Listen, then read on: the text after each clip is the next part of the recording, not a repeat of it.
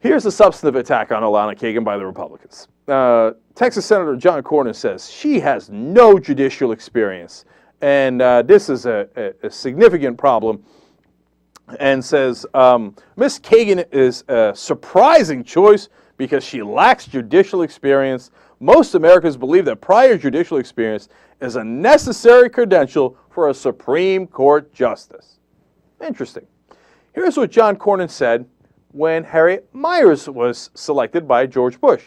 First, quote, he said, 40% of the men and women who have served as Supreme Court justices had no judicial experience. So no problem. He was on Miers' side.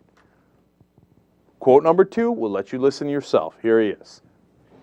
Do you think that the Miers nomination shows that it would be almost impossible for someone to serve on the Supreme Court now if they haven't been a judge before?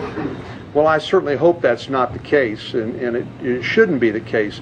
I mean, one reason I felt so strongly about Harriet Miers' qualifications is I thought she would fill some very important gaps in the Supreme Court, because right now you have people who've been federal judges, circuit judges, most of their lives, or academicians, and what you see is a lack of grounding in reality and common sense that I think would be very beneficial.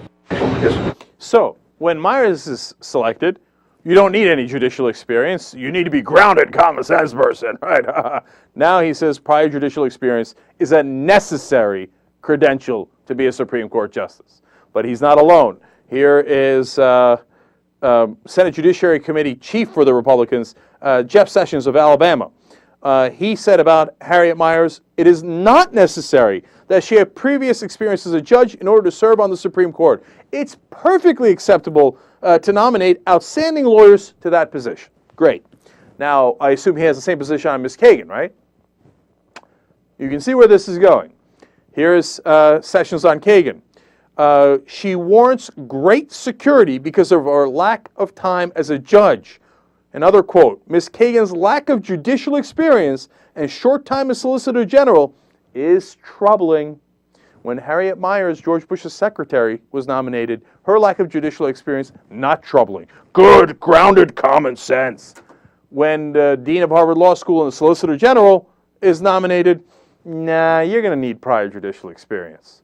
And of course, these aren't the only two. Senator Richard Shelby of Alabama, same thing. Senator John Thune of South Dakota, same thing. Senator Kay Bailey Hutchinson of Texas, who called Harriet Miers a wonderful choice, and then says now about Kagan, she has some concerns about Elena Kagan's lack of judicial experience.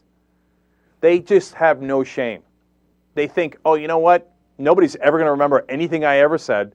And I'm a Republican. I get to be a hypocrite. It's part and parcel of being a Republican, so I'm just going to do it with no holds barred. Okay? Oh, it's the exact opposite of what I said before. So what? My voters don't pay attention anyway. I just tell them I'm with Jesus. And they go, oh, okay, great. All right, where do I vote?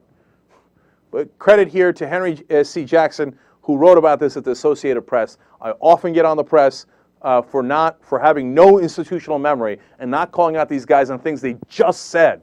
But here, Jackson absolutely did that, and it was a great piece in the Associated Press. Nicely done. Actual journalism.